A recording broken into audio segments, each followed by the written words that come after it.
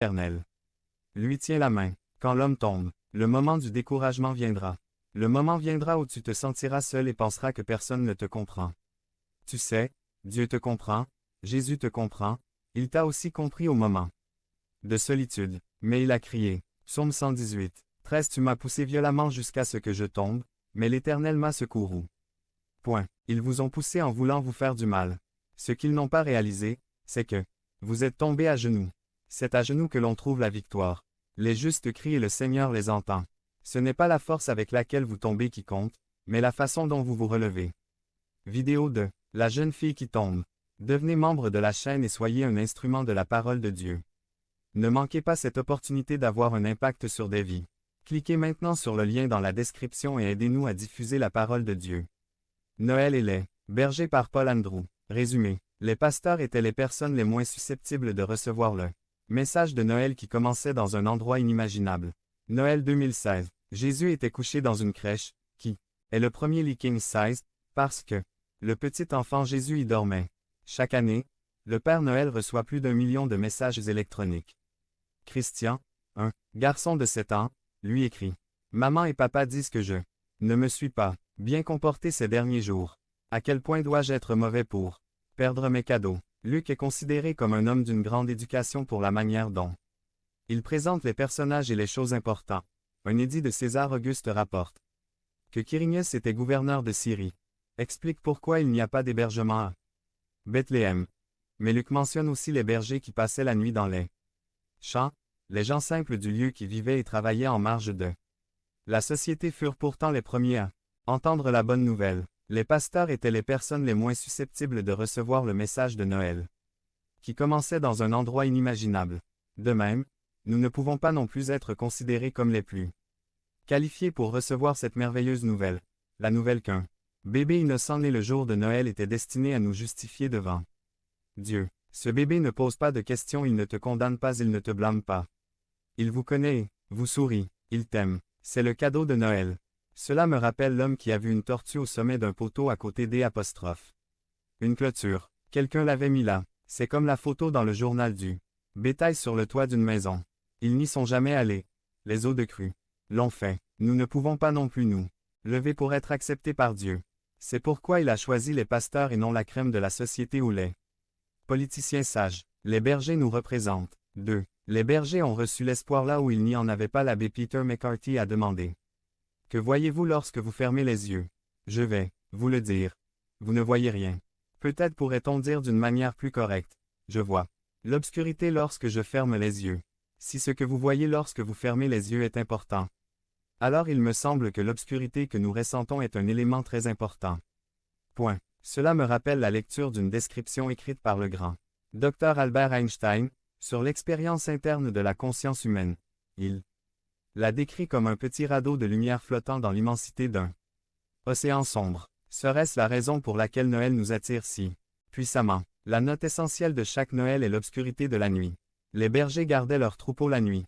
Dans notre première lecture, le prophète Isaïe dit, « Le peuple qui marchait dans les ténèbres vit une grande lumière. Sur ceux qui vivaient au pays des ombres, une lumière brillait. » Le miracle de Noël nous invite à découvrir une nouvelle vie dont nous n'imaginions pas l'existence. Jésus a parlé de joie spirituelle parce qu'il voulait que ses disciples expérimentent la profonde satisfaction que procure une relation personnelle avec Dieu. Point. Saint Paul interprète la venue de Dieu dans la chair comme une opportunité de rejeter les voies idolâtres et les désirs du monde.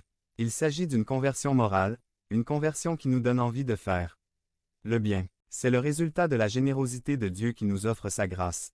Notre fragilité humaine est assumée par le Christ lorsqu'il devient l'un de nous, quand il prend de la chair humaine pour lui-même.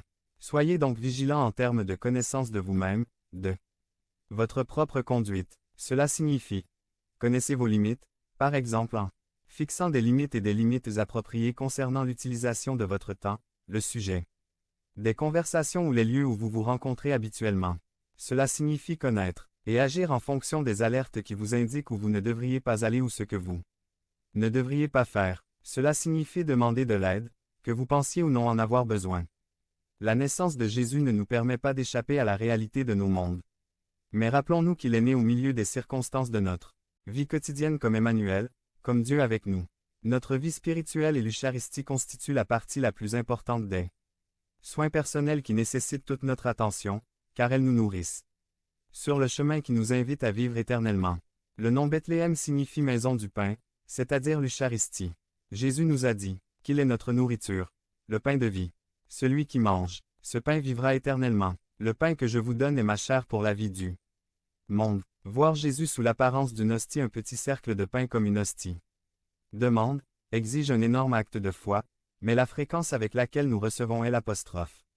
Eucharistie avec la même fréquence. Notre fragilité humaine est assumée par le Christ quand il devient une partie de notre chair humaine. Luc 2, 18 dit. Tous ceux qui l'entendaient étaient étonnés des choses que leur disaient les bergers. La seule chose dont nous sommes très sûrs, c'est que nous l'avons donné et que nous avons reçu des cadeaux que l'imagination ne peut décrire pleinement. Le rituel de Noël consistant à donner et à recevoir continue de se répéter. Partout, il vous appelle peut-être pour trouver quelqu'un d'autre et lui dire que cet enfant est celui qui est venu mourir à notre place. Mais laissez-moi vous dire, en partageant la bonne nouvelle avec les autres, et en voyant à quel point il s'émerveille et manifeste une immense admiration, vous vous sentirez infecté par ces mêmes sentiments. Ce sentiment d'émerveillement, ce sentiment de sa présence se renouvelle à mesure que vous transmettez ce bel enseignement aux autres. Et que vous vous montrez témoin de cette bonne nouvelle que Jésus continue de vivre dans l'Eucharistie. Devenez membre de la chaîne et soyez un instrument de la parole de Dieu. Ne manquez pas cette opportunité d'avoir un impact sur des vies. Cliquez maintenant sur le lien dans la description et aidez-nous à diffuser la parole de Dieu. L'outre neuve et L'. Ancienne par Fatima Gouttière. Résumé. Et personne ne met du vin nouveau dans de vieilles outres, sinon le vin nouveau brise les outres, et le vin nouveau se répand et se perd, c'est pourquoi le vin nouveau dans des outres neuves a été jeté. Saint Marc 2.22. Jésus enseigne ici une des vérités qu'il nous faut comprendre. Une outre à vin représente en quelque sorte notre vie. Les outres étaient les récipients où le vin, l'huile et l'eau étaient normalement déposés, et évidemment ces outres, au fil du temps, durcissaient et du vin nouveau y était versé, qui était un vin hautement fermenté. La crainte était que la peau ne se brise et que le vin nouveau ne soit perdu. Le problème avec les vieilles outres, c'est qu'elles perdent leur élasticité. Au changement, elles sont comme de vieilles outres, ai-je dit aux pharisiens et aux religieux. Les pharisiens, comme de vieilles outres, étaient endurcis et n'étaient pas prêts à recevoir la bonne nouvelle, ils n'étaient pas prêts à recevoir le bien de Dieu, ils croyaient que la révélation qu'ils avaient eue dans l'Ancien Testament était tout ce qu'ils avaient besoin de savoir jusqu'à ce que alors, dans Nombre, chapitre 13, lorsque les 12 espions entrèrent en terre promise, 10 d'entre eux se comportèrent comme de vieilles outres et dirent, « Nous ne pouvons pas, nous n'y parviendrons jamais, ils sont plus forts que nous, c'est une terre de géants, c'est une terre que Dieu nous a parlé, c'est vrai, mais nous ne pouvons pas vivre ici, nous ne serons jamais heureux, nous n'obtiendrons jamais ce type de victoire. » Point. Mais il y en avait deux, Caleb et Josué, qui virent la même chose mais c'était des outres neuves, et ils dirent, « Si Dieu nous dit qu'il va nous soutenir, qu'il va nous délivrer, qu'il va nous délivrer, va mettre ces géants sous nos pieds. Donc même si nous ne pouvons pas, il est avec nous, et il va nous délivrer. À nos ennemis sous nos pieds. » Jésus a dit, « Je suis le vin nouveau, je suis la vie. » Jésus a dit, « Celui qui a soif, viens à moi et bois. » Maintenant, il y a un moment où Dieu nous a révélé son salut. Vous avez vu sa gloire, mais Dieu vous dit, ce n'est pas tout, l'outre neuve a la capacité de se dilater, de s'étirer. Le Seigneur veut que vous ayez un esprit flexible, capable de décevoir la nouvelle de Dieu. La vieille outre ne peut pas être étirée, le problème